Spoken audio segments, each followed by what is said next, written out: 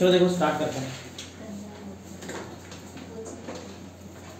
ठीक है, तो ये 5th लेक्चर हमारा लास्ट लेक्चर, इसमें थियरी कंप्लीट हो जाता है पूरा। न्यूमेरिकल के लिए और एक लेक्चर लगेगा इसमें, न्यूमेरिकल हाइड्रोस। तो एंड है एकदम खत्म, फटाफट जल्दी खत्म कंप्लीट करते हैं। पढ़ो फर्स्ट टॉपिक क्या है, hydrogen gas.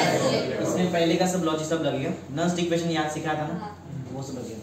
Hydrogen gas electrode, okay. Hydrogen gas electrode मतलब वही अपना शी पढ़ा ना, स्टार्टेड हाइड्रोजन इलेक्ट्रोड, उसका पोटेंशियल कितना रहता है, 0। तो सिंपल बोलते ये वही है तुम्हारा, वो H+ आयन रहता है ना, सॉल्यूशन में पढ़ाया था तुमको। फिर हाइड्रोजन गैस बबल करता है, प्लैटिनम यूज करते हैं, याद है प्लैटिनम इतना, प्लैटिनम प्लेट, वो क्या करता है, वो साइट देता है ना फॉर इलेक्ट्रॉन ट्रांसफर, चार्जेस के ट्रांसफर के लिए वो साइट प्रोवाइड करता है, ऐसा। तो ये सिंपल सा सेल रिएक्शन लिखा है यहाँ पे। थोड़ा अलग क्या है, पढ़ो जरा इसमें क्या है, हाइड्रोजन गैस इसका क्या है, and pressure of hydrogen gas differs from, उधर याद है प्रेशर कितना रखा था अपन ने, 1 atm, यहाँ पे 1 नहीं है, डिफर्स फ्रॉम यूनिटी। तो क्या यूनिटी 1 ना, मतलब डिफर तो उससे अलग रहेगा। तो इलेक्ट्रोड रिएक्शन तो क्वालिटी आता है, तो सिखाया था इलेक्ट्रोड रिएक्शन क्या है, बराबर याद है। ऑलमोस्ट रिडक्शन में यूज करते हैं इसको, यहाँ पे रिडक्शन में याद है ना, कल पढ़ाया था ना, सी को रिडक्शन के लिए यूज करते हैं। इसमें से रिडक्शन मतलब कोई तो एक स्पीशीज रहेगा वो इलेक्ट्रॉन एक्सेप्ट करेगा, बराबर ना।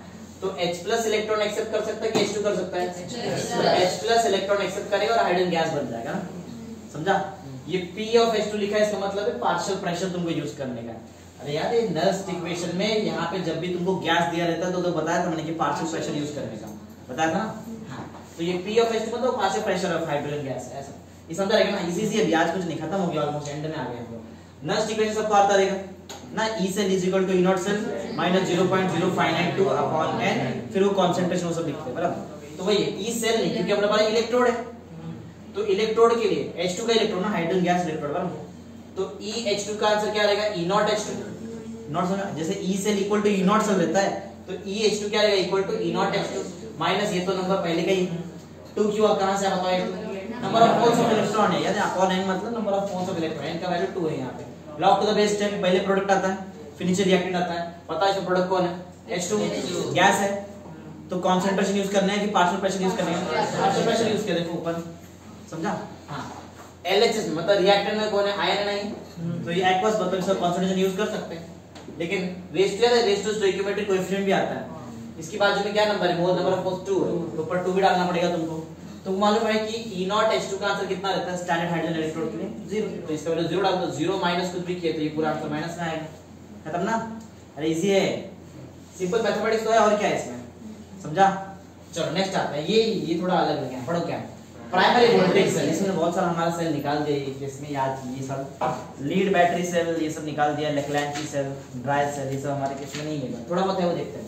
प्राइमरी वोल्टेज सेल बहुत सिंपल सा कंसेप्ट इसका क्या है, जो सेल को हम लोग रिचार्ज नहीं कर सकते हैं वो प्राइमरी वोल्टेज सेल है।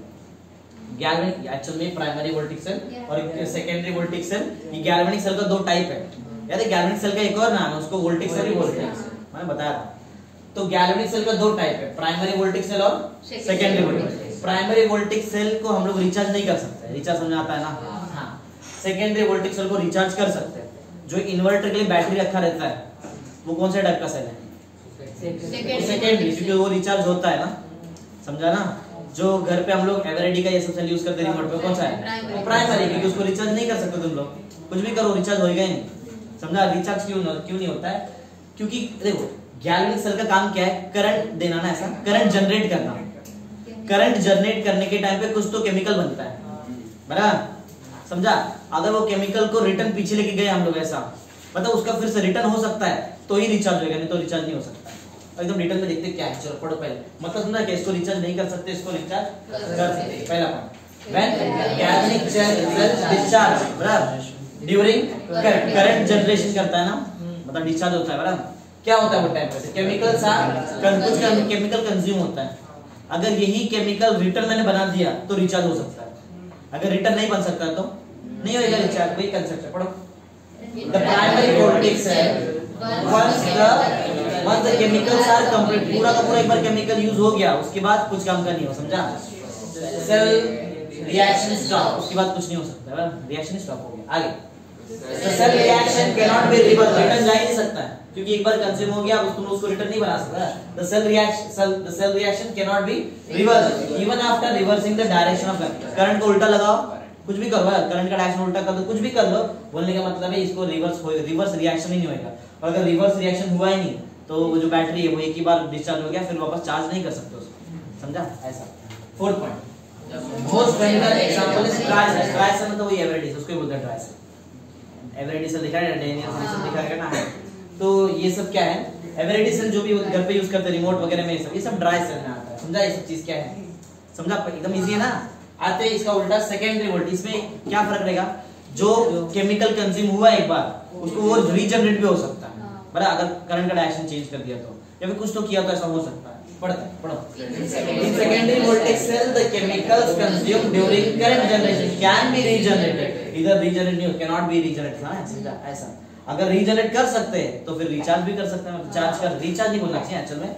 यहाँ पे केमिस्ट्री में वर्ड यूज करो डिस्चार्ज और चार्ज, बराबर? समझो लाइट है अभी, बराबर? लाइट इलेक्ट्रिसिटी अभी है, अभी जो भी मैंने अपने क्लास में जो इन्वर्टर है वो डिस्चार्ज हो रहा है कि चार्ज हो रहा है? चार्ज हो रहा है, समझा? वो चार्ज हो रहा है।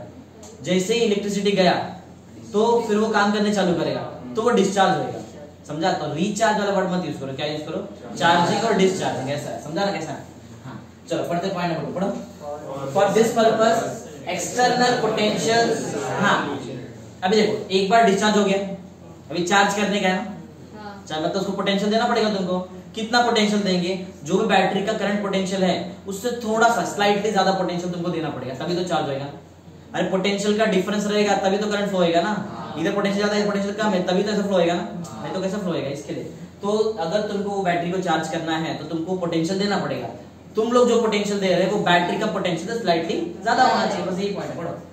For this purpose, external potential slightly greater than the cell potential is applied across the electrode. Electrode ना, किधर भी थोड़ी प्लास्टिक की थोड़ी इलेक्ट्रोड रहता है ना, ऊपर ऊपर ही लगाते हैं वहाँ पे। देखा है तुमने ऐसा? जैसे चिमटा टाइप रहता है तो ऐसा लगाते हैं ऐसा, बड़ा तो चार्ज होता है उससे फिर ऐसा। चलो ये कहाँ तक थे क्या हम?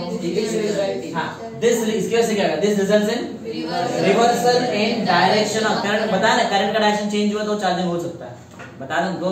हाँ, this results in reversal in the direction of current flow causing reversal in the cell reaction, बराबर? एक बार सेल रिएक्शन हुआ, केमिकल कंज्यूम हो गया, करंट का डायरेक्शन चेंज कर दिया। पहले केमिकल कंज्यूम हुआ था, अब केमिकल तुमको आउटपुट में मिलेगा ना, तो यही हो गया ना चार्जिंग। चार्जिंग इसको तो बोलते हैं। डिस्चार्ज हुआ तो पूरा का पूरा केमिकल कंज्यूम हो गया, चार्जिंग के टाइम पे रिटर्न दे देंगे तुमको केमिकल, यही कंसेप्ट है बराबर? तो सेल का ये आपने क्या किया, सेल रिएक्शन रिवर्स हो जाएगा, टोटल पूरा सेल रिएक्शन पूरा रिवर्स हो गया। This is recharging of cell बोल दिया वैसे, लेकिन तुम लोग वर्ड ऐसा मत यूज करो, समझा? समझा? तुम लोग इसको चार्जिंग दे। अब री इसके लिए बोला रहेगा, पहले चार्ज था फिर डिस्चार्ज हुआ, अब वापस चार्ज कर, इसके लिए रिचार्जिंग, समझा? ऐसा। चलो तो इसका थोड़ा आगे और भी पढ़ो। The voltage cells which can be recharged are called as secondary voltage। इसको बोलते हैं ना, यही तो है सेकेंडरी वोल्टेज सेल, बराबर? आगे cell are galvanic cell during discharge and electrolytic. हाँ ये सबसे इंपॉर्टेंट चीज। देखो ये जो सेकेंडरी वोल्टेज सेल है ना, ये दोनों जैसे काम करता है। खुद सोचो, सही कि हमारे पास वो बैटरी है, इन्वर्टर का बैटरी, बराबर? बैटरी मानो येलो कलर का बैटरी होता है। हाँ, तो जब भी इलेक्ट्रिसिटी जा रहा है उसके अंदर, तो इलेक्ट्रिसिटी से अंदर केमिकल रिएक्शन हो रहा है ना, तो वो कैसा है? चार्जिंग के टाइम पे कौन सा सेल जैसा काम करेगा? वो इलेक्ट्रोलाइटिक। इलेक्ट्रिकल एनर्जी से केमिकल एनर्जी भी हो रहा है ना वहां पे कन्वर्जन, तो चार्जिंग के टाइम पे वो कैसा काम करेगा?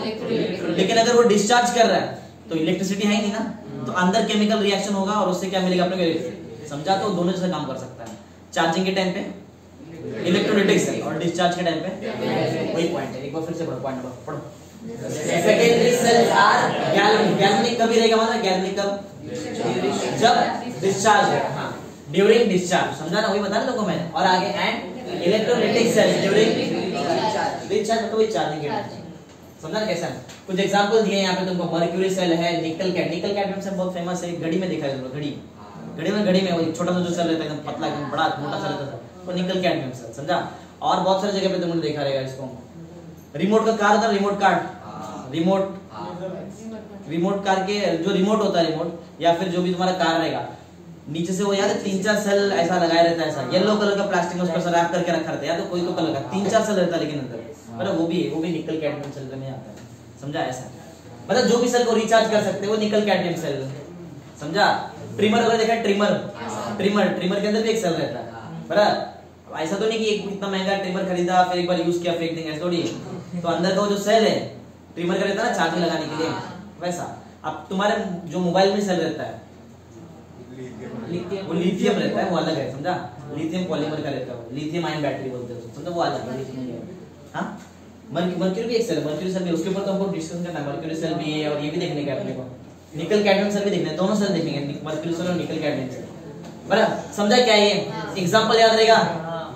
प्राइमरी सेल का एग्जांपल क्या है? और इसका एग्जांपल क्या है? मर्क्यूरी सेल और निकल कैडमियम सेल। सिंपल है, देखते चलो। पहले देखते हैं निकल कैडमियम स्टोरेज सेल, ये क्या रहता है, इसके बारे में बताने दो क्या क्या है, ये तुमको याद रखना पड़ेगा कैसे काम करता है। ड्रॉबैक वगैरह भी है इनका, बहुत ज्यादा वोल्टेज नहीं, बहुत कम 1 पॉइंट में कुछ वोल्टेज आता है, 1 पॉइंट्स में आता है। चलो पढ़ते हैं, पढ़ो क्या है निकल। हाँ, नाम देखो कैसा है, निकल कैड स्टोरेज सेल बोलते हैं, समझ लो? निकल कैडमियम ही है वो, निकल कैडमियम जहां भी दिखा यही पूरा लिखने का। हाँ, तो निकल cadmium cell is a secondary है ना, क्योंकि उसको रिचार्ज कर सकते हैं, secondary dry cell, that is it is a dry cell which can be recharge, समझा? ऐसा ड्राई सेल जिसको रिचार्ज कर सकते हैं, वही तो है ना सेकेंडरी वोल्टेज सेल। ऐसा आगे कौन एनोड कौन कैथोड सब देखना पड़ेगा तुमको, पढ़ो।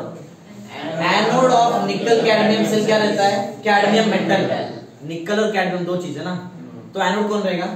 कैडमियम, CD किया ना अपन ने। हाँ, और कैथोड में कौन आएगा? निकल ऑक्साइड, अरे निकल का एक आइसोटोप है, निकल 4 ऑक्साइड, समझा कैसा है? याद रहेगा एनोड कौन है? कैडमियम, और कैथोड निकल ऑक्साइड, बराबर? हाँ, वो 4 में तो उसका आइसोटोप है, NiO2 रहेगा। हाँ, सपोर्टेड ऑन निकल, बराबर? द इलेक्ट्रोलाइट सॉल्यूशन कैसा रहता है? इलेक्ट्रोलाइट सॉल्यूशन जो अंदर का रहेगा वो कैसा रहेगा? बेसिक, मतलब उसमें OH माइनस आयन का कंसंट्रेशन रहेगा, समझा? 3 चीज याद रखो। एनोड पे कौन है? ध्यान इधर दो, वो सब चीज बाद में हो सकता है तुम्हारा। कैडमियम तुम्हारा क्या है? एनोड, और निकल ऑक्साइड निकल के ऊपर क्या है? कैथोड से काम करेगा। और सॉल्यूशन कैसा है? बेसिक। चलिए इतना बहुत। हां, दोनों सेल के मतलब वो दोनों सेल जैसे करता है कैडमियम से। हां, ये ना। हां हां, तो इलेक्ट्रोड वैसे रहेगा, इलेक्ट्रोड चेंज नहीं होगा, इलेक्ट्रोड तो वैसे ही रहेगा, खाली रिएक्शन उल्टा रिवर्स हो जाता है, ऐसा। चलो देखते किधर थे हम लोग। हाँ, ये सेकंड पॉइंट ना, पढ़ा क्या? हाँ, ये हो गया। थर्ड तो रिएक्शन है, सिंपल, बराबर? ये तो वाले में एनोड हाफ ऑक्सीडेशन है, ये क्या है? Cathode half. लेकिन तुम लोग एग्जाम में ऐसा नहीं लिख सकते, हो जाएगा तुमको, ये मैं पेपर जगह नहीं, इसके लिए ऐसा लिख दिया, समझा? देखो, तो एनोड पे अपने पास कौन है? कैडमियम मेटल का। एनोड पे हमेशा क्या होता है? हमेशा इलेक्ट्रॉन लॉस। कैडमियम जो है, कैडमियम अंदर जो बेसिक सॉल्यूशन, बेसिक मतलब OH माइनस आयन रहेगा ना, उससे रिएक्ट करेगा और क्या बनाएगा? CdOH ट्वाइस, क्योंकि कैडमियम +2 का ऑक्सीजन स्टेट दिखाता है। +2 के सामने कौन आना चाहिए? -2। एक OH -1 रहता है ना, तो 2 OH, समझा? CdOH ट्वाइस बनेगा, और जो 2 इलेक्ट्रॉन ये लेके आया था वो दे देगा 2 इलेक्ट्रॉन। ये रिएक्शन में इलेक्ट्रॉन को लॉस हुआ है क्या? तो वो ऑक्सीडेशन रिएक्शन है, बराबर? अब ये जो 2 इलेक्ट्रॉन लॉस हुआ है ये कंज्यूम करेगा कौन? कैथोड। कैथोड किससे बना है? निकल ऑक्साइड, बराबर ना? हाँ, यहाँ पे 2H2 लिक्विड फॉर्म में बेसिक रहेगा ना, वहाँ पे OH माइनस के साथ कुछ ना कुछ तो रहेगा ना, बराबर? तो लिक्विड देखिए, लिक्विड फॉर्म में ये है, जब ये क्या करेगा? यहाँ पे देखिए 2 इलेक्ट्रॉन जो किसने दिया था? वो CD ने 2 इलेक्ट्रॉन दिया था, और ये वाले रिएक्शन से जो 2 इलेक्ट्रॉन निकला था वो यहाँ पे कंज्यूम हो जाएगा। जो NiO2 है ये बन जाएगा क्या? NiO2 OH ट्वाइस, क्योंकि निकल भी +2 दिखा सकता है, बराबर? तो ये OH ट्वाइस बना, और 2 OH माइनस, यहाँ पे 2 OH माइनस का आयन मिल गया। पहले कंज्यूम हुआ, बाद में मिल गया। अगर तुम उसका नेट निकालेंगे, देखो 2 OH माइनस आयन कैंसिल हो जाएगा, 2 इलेक्ट्रॉन भी कैंसिल हो जाएगा, बराबर ना? तो वो क्या क्या मिलेगा? ये CD मिलेगा, ये NiO2 मिलेगा, ये 2H2 मिलेगा, और यहाँ पे खाली हमारे पास क्या है? ये ना, ये है, और ये दिख रहा है, एक और कुछ बड़ा है। हाँ, ये ऐसा। यही रिएक्शन उल्टा भी होएगा जब तुम लोग चार्जिंग करेंगे, उल्टा भी हो सकता है, यही रिएक्शन उल्टा भी हो जाएगा, तो ये तुमको उल्टा मिलेगा ऐसा। यही जो ऐसा लिखा ना मैंने, ये 1 2 3, ये तो ऐसा, इसको उल्टा कर दो, तुम्हारा चार्जिंग का रिएक्शन हो गया, समझा? ये डिस्चार्ज का रिएक्शन से उल्टा करेंगे तो चार्जिंग का रिएक्शन हो जाएगा, समझा? बोलो। चलो आगे बढ़ते, नेक्स्ट क्या पढ़ो? This reaction product at each electrode is solid है ना? solid ना? प्रोडक्ट है ना रिएक्शन का, सॉलिड फॉर्म में। तो क्या है उससे? उसका बेनिफिट है, पढ़ो। That adheres, एडेसिव जैसे काम कर लेगा, चिपक जाएगा, एडहेसिव नहीं मालूम, चिपक जाए किधर, इलेक्ट्रोड पे, सॉलिड फॉर्म में ना चिपक जाएगा वहां पे। आगे कहां गया, to electrode surface, hence the cell can be recharge. Recharge. समझा? लिक्विड रहता है थोड़ा प्रॉब्लम होता है, लिक्विड रहेगा तो प्रॉब्लम क्या है, वहां पे उसका लीक होने का चांस रहता है, लीक होने का चांस, लीक हो सकता है, लीक होने का चांस रहेगा ऐसा। इसके लिए ज्यादा करके किसमें, सॉलिड में ही रहता है। लेकिन वो जो अपना लीड स्टोरेज सेल है, लीड बैटरी सेल, इन्वर्टर को बोलते हैं लीड स्टोरेज सेल, बराबर, उसके अंदर लिक्विड रहता है क्योंकि ज्यादा है ना, हाई कैपेसिटी, पूरा इलेक्ट्रिसिटी कितना हैवी। अभी छोटा सा सेल से, घड़ी के सेल से चलेगा क्या लाइट वगैरह, नहीं चलेगा ना, तो उधर लिक्विड यूज करना पड़ेगा। समझा? आगे बढ़ते हैं। समझा यहाँ पे क्या हो रहा है? अरे इसका एक ही पॉइंट का मतलब एक ही है, जो भी प्रोडक्ट मिल रहा है वो सॉलिड फॉर्म है, वो एडहेर हो जाता है। समझा? इसके लिए रिचार्ज भी पॉसिबल है, रिचार्ज भी पॉसिबल है। आगे next, the potential of cell is around 10, बताया तुमको 1 पॉइंट में बताया थोड़ी देर पहले, छोटा सा रहता है 1.4 वोल्ट ही तुमको दे सकता है, उससे ज्यादा नहीं मिलेगा तुमको। समझा? निकल कैडमियम से कितना मिलेगा, 1.4 वोल्ट। आगे next, the cell has longer life than other dry cell, मतलब इसका लाइफ ज्यादा रहता है, बराबर, लॉन्ग लाइफ रहता है, बराबर। समझने क्या बताया, इसका लाइफ ज्यादा रहेगा। वो जो बताया तुमको गाड़ी में रिमोट कर, वो कंट्रोल गाड़ी में, वो एक बार यूज किया छोड़ देते क्या, यूज करते ना, गाड़ी खराब हो जाता है, सेल खराब नहीं होता है ना तुमको, ऐसा होता है, उसका अंदर कुछ खराब हो रहा है, लेकिन सेल जल्दी खराब नहीं होता है अंदर का, निकल कैडमियम का सेल। चलो आगे बढ़ते, किधर गया, it can be used in electronic watches में यूज कर सकते हैं, इलेक्ट्रॉनिक वॉचेस में यूज कर सकते हैं, कैलकुलेटर्स में यूज होता है, फोटोग्राफिक इक्विपमेंट में भी यूज होता है। समझा? वहां भी यूज, समझा? ये सब यूज वगैरह कहां याद है, कल कोई ऐसा एमसीक्यू में आ जाता है बराबर, कि nickel cadmium cell is used in, 3-4 option देगा, उसमें से एक ऑप्शन ये दिया रहेगा, कैलकुलेटर हो सकता है, फिर फोटोग्राफी की इक्विपमेंट हो सकता है, इलेक्ट्रॉनिक वॉचेस हो सकता है। समझा? हो सकता है उसमें अभी आया ना स्मार्ट वॉच, उसके अंदर हो सकता है निकल कैडमियम सेल, बराबर। हाँ, निकल कैडमियम सेल ही रहेगा ना वॉचेस में। कौन सा सेल यूज करेंगे, निकल कैडमियम। सब वॉच की बात नहीं कर रहा है, पहले जमाने की वॉच से तुम कंपेयर कर रहे हैं क्या, जो छोटा सा सिल्वर कलर का वो रिचार्ज थोड़ी होता है, वो तुमको वो उसको चेंज करना पड़ता है, मालूम क्या? अरे ऐसा देखा रहेगा तुमने, नहीं क्या, देखो ऐसा बड़ा ऐसा रहता है, ऐसा रहता है, या तो ऐसा रहता है, ऐसा ये दिख रहा है ऐसा, ये सब की बात नहीं कर रहा मैं। समझा? ये तो तुमको चेंज करना पड़ेगा, ये तुमको चेंज करना पड़ेगा ना, ऐसे सेल नहीं होता है। निकल कैडमियम सेल बोलने का मतलब है सिंपल, उसको रिचार्ज कर सकते हैं, मतलब ऐसा शेप तो कुछ भी हो सकता है ना। हाँ, बहुत सारे बैंड्स वगैरह में होता है, तो किधर थे अपन, हाँ ये ना समझा किधर यूज होता है। चलो आगे देखते हैं, मर्क्यूरी बैटरी सेल, या सबसे मेन चीज का वोल्टेज याद रखो। एग्जाम सबसे इंपॉर्टेंट चीज यही है कि इसका वोल्टेज, एक आउटपुट वोल्टेज कितना देता है, 1.4 वोल्ट, बराबर। तो कोई डिवाइस जिसमें वोल्टेज इससे ज्यादा लगता है उधर इसको यूज नहीं कर सकते अपन, ऐसा। आगे बढ़ते हैं, मर्क्यूरी बैटरी सेल, ये क्या है देखो, पढ़ो। ये भी वही सेकेंडरी ड्राई सेल ना, रिचार्ज कर सकते हैं इसको, बराबर। आगे, the mercury battery consist of zinc, zinc anode रहेगा। आगे बढ़ो, अमालगमेटेड विद, समझा? समझा है क्या? अरे कोई भी चीज का अलॉय बनाएंगे मर्क्यूरी के साथ, उसको बोलते हैं अमालगम। तो जिंक किसके साथ है, मर्क्यूरी के साथ है ना, जिंक। नहीं समझा रहे हैं? अरे कोई भी मेटल का अगर मर्क्यूरी के साथ अलॉय बनता है तो उसको बोलते हैं अमालगम। पढ़ा ना, चौथी पांचवी में पढ़ा रहेगा तुमने ये सब चीज, बराबर ना? अच्छा ना, ऐसा उधर ये सब चीज पढ़ा है, बचपन में पढ़ा हुआ चीज है ये, ऐसा कोई नया चीज नहीं है, बराबर। मालूम है ना, alloy of metal with mercury is called as dash, amalgam लिखते थे ऐसा पहले, बराबर। हाँ, लेकिन amalgamated किससे, मर्क्यूरी, मतलब जिंक और मर्क्यूरी। समझा? आगे दूसरा, कैथोड क्या है, ये पेस्ट है, पेस्ट किसका पेस्ट है, मर्क्यूरी एंड कार्बन। समझा? इधर बताओ एनोड कौन था उधर पहले, कैडमियम था, कैथोड कौन था, निकल ऑक्साइड, निकल नहीं था, निकल ऑक्साइड उसके ऊपर रखा था ना। हाँ, इधर याद है, इधर एनोड कौन है, कौन है एनोड, जिंक जो है, जिंक किसके साथ, अमालगमेटेड विद मर्क्यूरी, वो तुम्हारा एनोड है। और कैथोड में कौन है, paste of mercury and carbon. याद रखो, एमसीक्यू में बहुत इंपॉर्टेंट टॉपिक, दो ही तो सेल है तुम्हारे सेल, बाकी सब सेल निकाल दिए, ऐसे यही दो सेल है, निकल कैडमियम सेल और मर्क्यूरी बैटरी सेल, बस इतना ही है, बराबर। या तो पहले तुमने पढ़ा है कंडक्टिविटी सेल, बस इतना। चलो इसका रिएक्शन वगैरह देखते हैं क्या क्या होता है, बराबर। आगे थोड़ा और किधर गया, ये हो गया।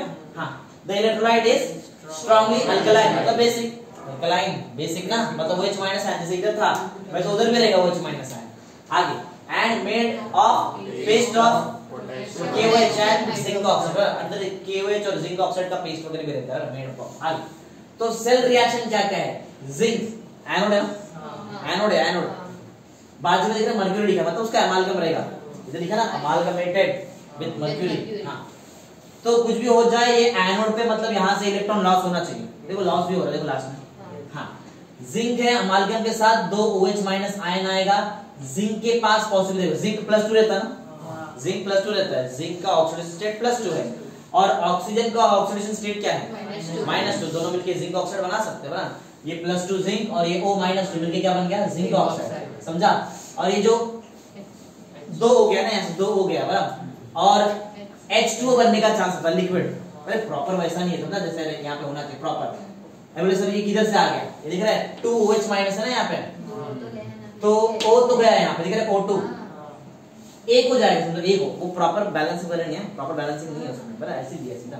जिंक ऑक्सीजन के साथ मिलकर बनाया जिंक ऑक्साइड, और क्या बनेगा, वाटर, वाटर रहेगा लिक्विड फॉर्म में, प्लस क्या मिलेगा तुमको 2 इलेक्ट्रॉन। इससे क्लियर है कि कौन सा रिएक्शन है, कैसा रिएक्शन है, एनोड का रिएक्शन है जहां पे ऑक्सीडेशन होगा। ये जो 2 इलेक्ट्रॉन एनोड ने दिया, ये कौन लेगा, कैथोड पे आएगा, बराबर, और वहां पे कंज्यूम हो जाएगा। देखते हैं HGO मतलब क्या, मर्क्यूरी ऑक्साइड। हाँ, वाटर था ना लिक्विड फॉर्म में उधर, हाँ, +2 इलेक्ट्रॉन। अब देखो क्या बनने का चांस है, मर्क्यूरी अलग हो जाएगा, मर्क्यूरी लिक्विड, लिक्विड ना, mercury is the metal which exist in liquid state, पढ़ा है। हाँ, तो ये Hg लिक्विड स्टेट मिलेगा। और तुम्हारे पास क्या, देखो H2O था, H2O ना, H2O था और एक O आया, 2H 2 मतलब 2 टाइम्स OH माइनस आया, समझा क्या। अरे H2O में क्या है, मालूम, H2 मतलब 2H है और एक ऑक्सीजन, एक ऑक्सीजन यहाँ से आएगा ना, तभी तो Hg अलग हुआ ना वहां से, समझा। ये सब तुमको याद रखना पड़ेगा, ये सब कैसे कैसे क्या होगा। तो कट अगर हम लोग करेंगे तो 2 इलेक्ट्रॉन जाएगा, वाटर वाटर जाएगा ना, बराबर, जो बचा वो तुमको लिखना पड़ेगा। जिंक ये बाकी है, ये HGO बाकी है, यहाँ पे जिंक ऑक्साइड बाकी है, ये मर्क्यूरी, बराबर। तो ये जो रिएक्शन है तुम इसको रिवर्स कर सकते हैं क्या, कर सकते हैं, तभी तो रिचार्ज है ना, रिचार्जेबल है, बराबर। Next 4th point, the overall cell reaction involves only, दिख रहा है सॉलिड, ओवरऑल जो रिएक्शन उसमें क्या आता है, solid. There is no change in electrolyte composition during operation, electrolyte composition में कोई चेंज वगैरह नहीं होता, ये भी सब पॉइंट याद रखो। 5th क्या है पढ़ो, हाँ, the mercury battery therefore provides more constant voltage, इतना 1.35 than the Lagrange cell भी था, वो निकाल दिया तुम्हारा सिलेबस में, हाँ, Lagrange सेल था, लीड स्टोरेज बैटरी था, बहुत सारा सेल है, ट्राई सेल है, सब निकाल दिया। Lagrange सेल से क्या करता है, ज्यादा कांस्टेंट वोल्टेज है, ऐसा नहीं बोल सकते कि ज्यादा वोल्टेज, इससे ज्यादा वोल्टेज तो ये देता है अपने को 1.4 का, समझा, ये कांस्टेंट वोल्टेज देता है 1.35 वोल्ट का, समझा ना कैसा है। तो किधर चल रहा आगे, it also has considerably higher capacity and longer life than dry cell, dry cell के कंपैरिजन, dry cell शायद 1.2 के आसपास देता है, dry cell से 1.2 के आसपास देता है। आगे the mercury dry cell is used in, कहाँ इसको कहाँ यूज करते हो याद रखो, हियरिंग एड, समझना था इसका मतलब क्या है, कान का मशीन लगाते हैं याद है, जो बूढ़े लोग जिसको सुनाई नहीं देता है उसको बोलते हैं हियरिंग एड्स, बड़ा उसके अंदर रहता है मर्क्यूरी, ये ना। दूसरा क्या है, इलेक्ट्रिक वॉच में भी यूज कर सकते हैं। पेस मेकर तुमको मालूम रहेगा, बायो में पढ़ा रहेगा, पेस मेकर नहीं मालूम है, सर्जरी करते हैं, जब हार्ट सर्जरी करते हैं तो अंदर पेस मेकर डालते हैं, पेस मेकर पढ़ेंगे तुम बायोलॉजी में पढ़ेंगे, पेस मेकर, हाँ, हार्ट का वो जो सिस्टोल डायस्टोल का एक्शन होता है ना, उधर उधर यूज में, मतलब जब सर्जरी करते हैं तो अंदर वो पेस मेकर डालते हैं, बराबर। इसका भी लाइफ बहुत ज्यादा रहता है, बहुत, इसके लिए जब इसका खत्म हो जाता है तो वापस सर्जरी करके उसको निकाल के दूसरा डालते हैं वहां पे, ऐसा उधर यूज करते हैं पेस मेकर, समझा क्या क्या किधर किधर यूज है, हाँ, बलून जैसा रहता है, वो मुझे नहीं मालूम, लेकिन बायो में है, तुम्हारे बायोलॉजी में है, मेरे को इतना बायोलॉजी का नॉलेज नहीं है, लेकिन इतना क्लियर है कि ये पेस मेकर वही हार्ट सर्जरी वगैरह में वही केस में यूज होता है ना, वहां पे तभी उसको इंसर्ट करते हैं अंदर बॉडी के अंदर, समझा क्या किधर किधर यूज है इसका, हियरिंग एड्स, इलेक्ट्रिक वॉचेस और पेस मेकर में यूज होता है, पढ़ेंगे तुम पेस मेकर में, ये 12th में है शायद बायोलॉजी में। हाँ, अब ये बहुत इंपॉर्टेंट चीज चालू होता है यहाँ पे, इसके ऊपर बहुत सारा, जितना मेरे को लगता है जितना भी रिएक्शन है आगे मैं तुमको सम कराएगा 6 लेक्चर में, सब इसके ऊपर ही है, जितना भी सम मोस्टली इसके ऊपर ही है। पढ़ो क्या है ये, इलेक्ट्रोकेमिकल सीरीज और इलेक्ट्रोमोटिव, टेक्स्ट बुक लाया तो निकालो जरा टेक्स्ट बुक, तो ही समझेगा, ये ऐसा थ्योरी से कुछ समझ नहीं सकता कोई। पेज नंबर 116 पे आओ, पेज नंबर 116 पे आओ, हो गया खत्म आज लास्ट लेक्चर इसका। पेज नंबर 116 आए 116, उधर तुमको एक टेबल दिखाई देगा, देखो मिला क्या टेबल। चलो पढ़ने से पहले मैं तुमको पहले एक टेबल की खासियत बता देता हूँ। वो जो बीच में तुमको दिखा, तुमको हाफ रिएक्शन दिखाई दे रहा है, पेज नंबर 116, हाफ रिएक्शन मिला। हर एक रिएक्शन चेक करो, ऑक्सीडेशन रिएक्शन है कि रिडक्शन रिएक्शन है, कैसा रिएक्शन है, जितना भी रिएक्शन है, कैसे मालूम पड़ा, एडिशन ऑफ इलेक्ट्रॉन हो रहा है ना, बताया था ना, हर एक रिएक्शन इलेक्ट्रोड का जो भी रिएक्शन है वो रिडक्शन रिएक्शन लेते हैं और रिडक्शन पोटेंशियल हमेशा लेते हैं ना, सिखाया था ना तुमको मैंने, मैं बताया था ना, हम कभी भी इलेक्ट्रोड का पोटेंशियल ऑक्सीडेशन पोटेंशियल नहीं लेते, आयु पैक के हिसाब से क्या लेते हैं, रिडक्शन पोटेंशियल। ये वही टेबल है, ये वही टेबल है, समझा, जिसकी जो टेबल की बात मैं तुमको तारीफ कर रहा था। चेक करो, हर एक का तुमको पोटेंशियल भी दिया है बाजू में, लास्ट वाला टेबल चेक करो, E0 भी दिया है तुमको, देखो F2 दिख रहा है, F2 ने 2 इलेक्ट्रॉन लिया, क्या बन गया F माइनस, वो बैलेंसिंग नहीं है, वहां पे समझ जाओ वो सब चीज, बराबर। कितना पोटेंशियल है, प्लस 2.870, समझा, ये जो पोटेंशियल है ये रिडक्शन पोटेंशियल है। कौन सा पोटेंशियल है, समझ रहा हो सब, रिडक्शन पोटेंशियल।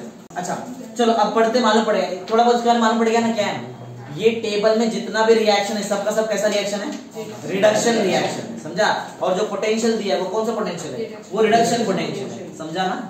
चलो अब पढ़ने चालू करते, मालूम पड़ेगा, इसमें तुमको मालूम पड़ेगा increasing strength of oxidising agent क्या है, रिड्यूसिंग एजेंट का स्ट्रेंथ वगैरह मालूम पड़ेगा। चलो तो ऐसा मैं तुमको, चलो पढ़ने से पहले कुछ बता दूं, देखो बीच में कहीं तो तुमको जरा टेबल देखो ध्यान से, वो टेबल में कहीं तो तुमको बीच में 0.0 वोल्ट मिलेगा, किधर मिल रहा है, स्टार्टिंग हाइड्रोजन इलेक्ट्रोड है, शी भूल गया क्या, पढ़ाया था ना कल 5th और 4th वाले लेक्चर में ना, स्टैंडर्ड हाइड्रोजन इलेक्ट्रोड का पोटेंशियल यही तो है ना, अरे 2H2 यही वाला देखो ना, यही वाला ना, ये 2H plus 2 electron give H2 gas ना, इसका पोटेंशियल कितना रहता है, 0 वोल्ट लिया था इधर, वो यही यहीं से लिया था मैंने 0 वोल्ट, समझा। अब जरा ध्यान दो, अब सबसे मेन चीज तुमको भी बता, देखो 0.00 है मिला तुमको लास्ट वाला कॉलम, उसके ऊपर जाएंगे तो नंबर बढ़ रहा है, देखो बढ़ा ना, पॉजिटिव नंबर बढ़ रहा है, पॉजिटिव नंबर बढ़ रहा है, सबसे बड़ा पॉजिटिव नंबर कितने पे आता है, फर्स्ट करा 2.87। वही अगर तुम लोग को 0.0 के नीचे देखेंगे ना, नेगेटिव नंबर बढ़ रहा है, नेगेटिव में नंबर की बात कर रहा है, वैल्यू की बात नहीं कर रहा है, वैल्यू अलग रहता है। अगर मैं तुमको बोलूं -0.126 और -0.137, तो बताओ नेगेटिव बड़ा नंबर कौन सा है इसमें से, -0.13,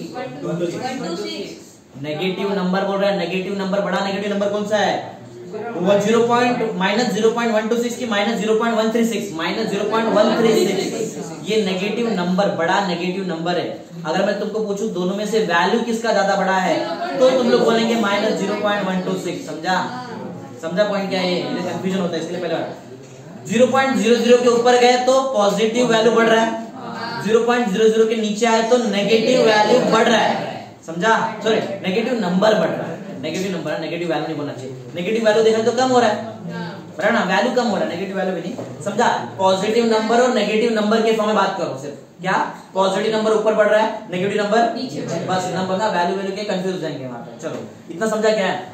चलो एक और चीज तुमको अभी क्लियर करता हूं, पढ़ना बहुत इजी रहेगा क्योंकि टेबल आना चाहिए, बस टेबल समझा ना, सब रिएक्शन रिडक्शन रिएक्शन, बराबर, सब इलेक्ट्रोड पोटेंशियल रिडक्शन पोटेंशियल, 0.00 किसका था, स्टैंडर्ड हाइड्रोजन इलेक्ट्रोड का, उसके ऊपर गए तो पॉजिटिव नंबर्स बढ़ रहा है, बराबर, और नीचे आए तो नेगेटिव नंबर बढ़ रहा है। अब एक और सबसे मेन चीज अभी सुन लो, देखो तुमको, देखो वहां पे व्हाइट कलर में एक ऐसा पट्टी में दिया, देखो increasing strength of oxidising agent, बराबर, तुमको ये मालूम है क्या, रिडक्शन रिएक्शन तुमको 11 में सिखाया है, जो भी रिएक्शन, ये बताओ पहले ऑक्सीडेशन रिएक्शन की रिडक्शन रिएक्शन, रिडक्शन, जो स्पीशीज का रिडक्शन होता है वो एक्चुअल में ऑक्सीडाइजिंग एजेंट होता है, ये पढ़ाया था तुमको 11 में, बराबर। और वही उल्टा, अगर समझो ये रिएक्शन को उल्टा कर दो ऐसा, इसको उल्टा कर दो ऐसा, तो बताओ वो कौन सा रिएक्शन हो जाएगा, ऑक्सीडेशन। जो भी स्पीशीज, इसका ऑक्सीडेशन होगा ना, जिसका ऑक्सीडेशन होता है वो रिड्यूसिंग एजेंट रहता है, उल्टा याद रखना, समझा।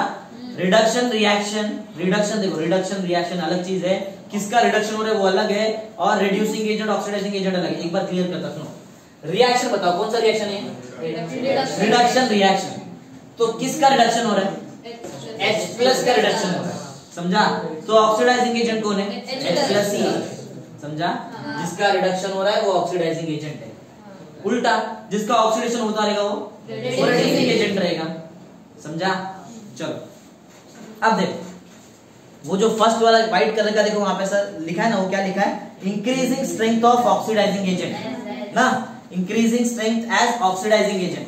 ऊपर जा रहे तो इंक्रीजिंग हो रहा है ना स्ट्रेंथ ऑक्सीडाइज। देखो एरो दिया है उधर बाजू में, देखो एक लाइन नहीं, वो एरो है ऊपर एक्चुअल में, वो व्हाइट के बाजू में देखो एक लाइन दिया ना, वो लाइन ऊपर एरो दिखा रहा है, देखो मिला क्या? तो मतलब जैसे जैसे ऊपर ऊपर जाएंगे ऑक्सीडाइजिंग एजेंट का स्ट्रेंथ क्या होएगा? बढ़ेगा, समझा? और बाजू में देखो एक और व्हाइट कलर का एक और तुमको दिया है वहां पे, increasing strength of reducing agent, बराबर? वो नीचे नीचे आएंगे तो बढ़ेगा, बराबर ना? अरे बढ़ेगा ही, ऊपर जाएंगे इधर तो कौन बढ़ेगा? ऑक्सीडाइजिंग एजेंट का स्ट्रेंथ। नीचे आएंगे तो भी बढ़ेगा, क्या बढ़ेगा? रिड्यूसिंग एजेंट का स्ट्रेंथ, समझा? अब वो एजेंट छोड़ो, अब हम जो पहले उधर ऑक्सीडेशन और रिडक्शन देखते हैं, बराबर? समझा क्या ये क्या हो गया यहाँ पे? ये सब समझा क्या हो रहा है? चलो अब ट्राई करते हैं तो समझेगा थोड़ा, क्योंकि ये डिफिकल्ट है, ये आएगा तो ज्यादा इजी लगेगा। चलो पढ़ते, पढ़ो। इलेक्ट्रोकेमिकल सीरीज और इलेक्ट्रोमोटिव, एक मिनट ये शायद हाँ लिख रहा हूँ, इलेक्ट्रोमोटिव सीरीज होता है, फोर्स में होता है।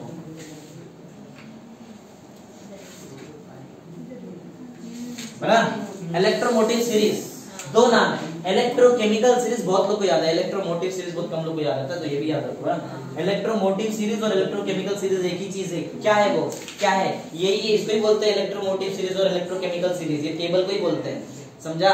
चलो पढ़ते, पढ़ो क्या पढ़ो।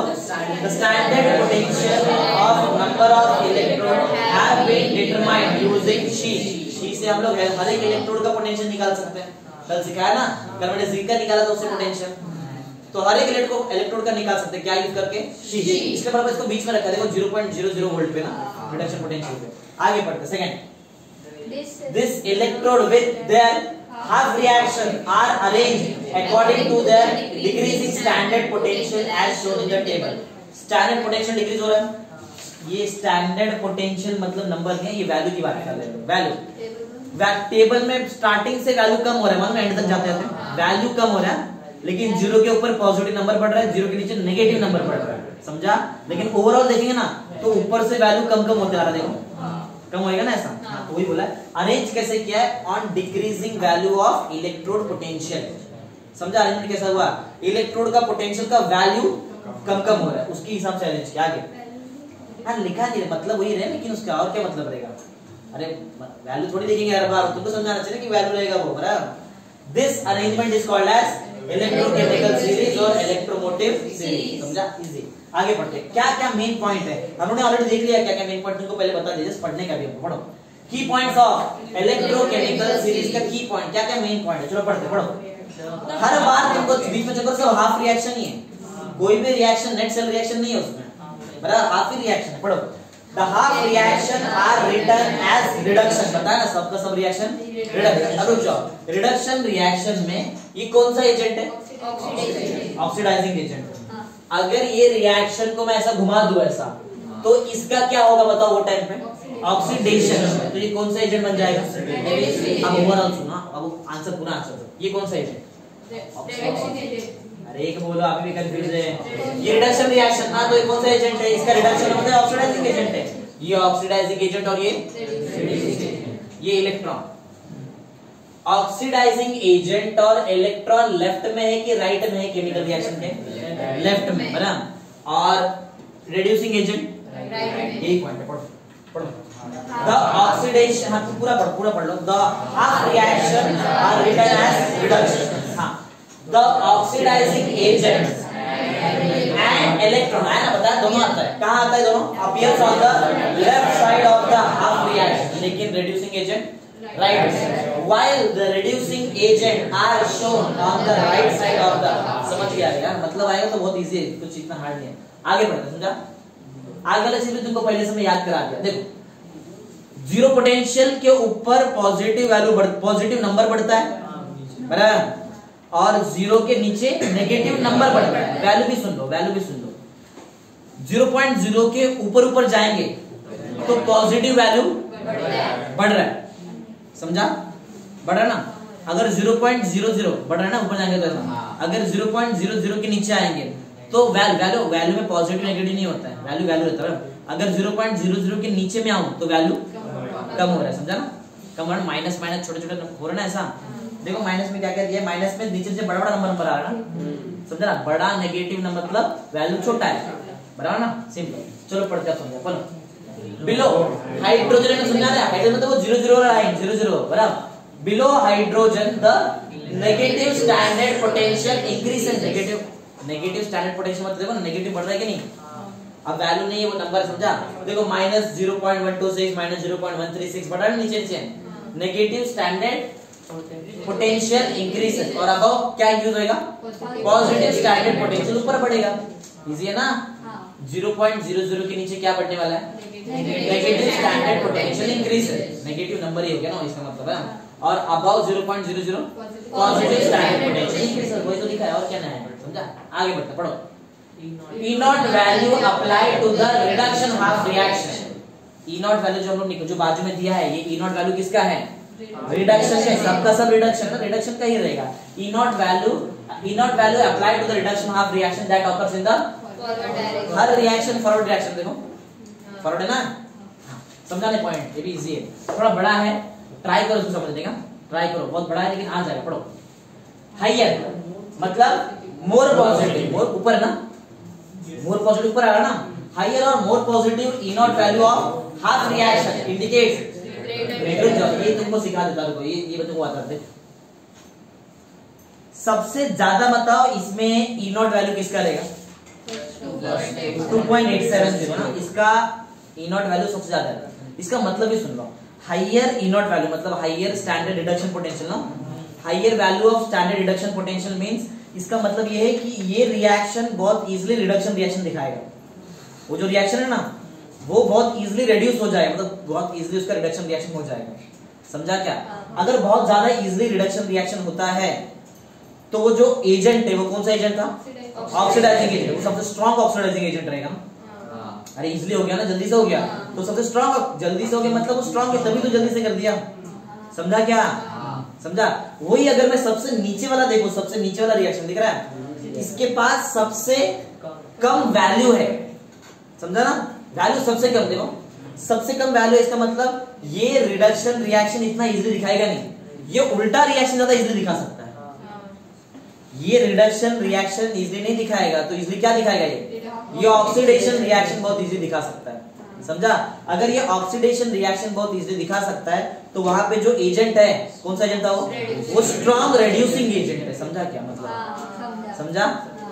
यही उधर लिखा है एकदम डिटेल में, जो पहले बता दिया इसका, तो समझा क्या। जो सबसे ऊपर वाला एजेंट है वो कौन सा एजेंट है, स्ट्रॉन्ग ऑक्सीडाइजिंग एजेंट, और जो सबसे नीचे वाला है वो रिड्यूसिंग, क्योंकि उधर रिएक्शन फॉरवर्ड जाएगा कम, ऐसा उधर चांसेस कम है, लेकिन रिटर्न जाने का चांसेस ज्यादा है, रीजन वही है, सबसे छोटा वैल्यू है इसके पास, ये चलो पढ़ते वही कुछ लिखा ज्यादा, तो नया नहीं पढ़ो। हायर और more positive E naught value of half reaction indicates, क्या इंडिकेट करता है, ज्यादा इज ना greater tendency to occur in forward direction, तो मतलब बहुत इजी रिडक्शन होएगा, मतलब वो स्ट्रॉन्ग ऑक्सीडाइजिंग एजेंट है। आगे क्या, and in turn greater tendency to reduce मतलब रिडक्शन, बराबर, ग्रेटर टेंडेंसी टू रिड्यूस। आगे कन्वर्स, इसका उल्टा, इसका उल्टा समझा, इसका उल्टा ये है कि वो जो ऊपर वाला जो दिख रहा है, ऊपर जो भी तुम्हारे पास क्या था, F था ना, F2 था, F2 ना, F नहीं है, F2 बराबर, जो F है ना, F2 स्ट्रॉन्ग क्या था वो, तो सबसे वीकेस्ट क्या रहेगा, रिड्यूसिंग एजेंट, ये उसका उल्टा है, समझा क्या, समझा। चलो एक और तरीके तुम लोग समझाता हूँ, सुनो। बहुत ज्यादा वैल्यू है E नॉट का, स्टैंडर्ड रिडक्शन पोटेंशियल बहुत ज्यादा है, फॉरवर्ड जाएगा, रिडक्शन रिएक्शन होएगा, स्ट्रॉन्ग ऑक्सीडाइजिंग एजेंट है। अब उल्टा सुनो, बराबर, रिवर्स आने का चांस कम है, अगर रिवर्स आने का चांस कम है तो वो वीकेस्ट रिड्यूसिंग एजेंट है, समझा, ये उसका उल्टा है। ऐसा उल्टा तो वो नीचे भी कर सकते हैं, समझा ना। चलो आगे बढ़ते, कन्वर्सली पढ़ो, कन्वर्सली लो मोर नेगेटिव वैल्यू, ये किसकी बात हो रही मालूम क्या, किसका बात हो रही, सबसे नीचे वाले का।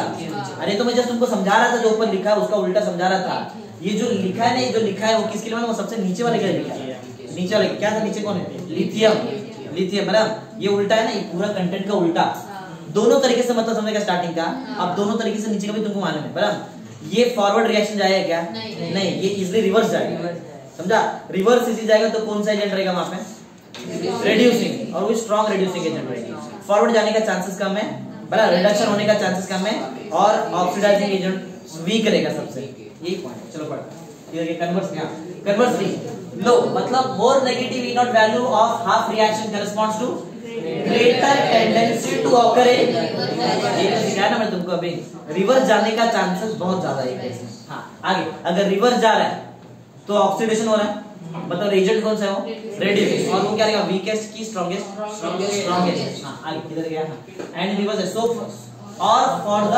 सब्सटेंस जो उसका ही था क्या, half reaction corresponds to greater tendency to occur in the reverse direction or for the substance to oxidate, oxidation ही होगा ना वहां पे, रिडक्शन थोड़ी होगा, ऑक्सीडेशन क्योंकि रिवर्स जाएगा ना, आगे जा रहा है मतलब रिडक्शन है, लेकिन वहां पे सबसे कम वैल्यू मतलब उसका रिटर्न जाने का चांस ज्यादा, रिटर्न मतलब ऑक्सीडेशन होने का चांस बहुत ज्यादा है, समझा, मैं तो डिटेल में बता दिया, उतना डिटेल मैंने दिया नहीं था, समझा। आगे चलो next, the half reaction are listed in order their decreasing tendency of, right है, अरे फॉरवर्ड होने, फॉरवर्ड रिएक्शन का टेंडेंसी नीचे नीचे जा रहा है तो कम होने के बढ़ रहा है, कम हो रहा है ना, ऊपर वाला जो सबसे फर्स्ट है उसका आगे जाने का चांस बहुत ज्यादा है और नीचे वाले का आगे जाने का चांस सबसे कम है ना, मतलब कम कम हो रहा है ना, समझा।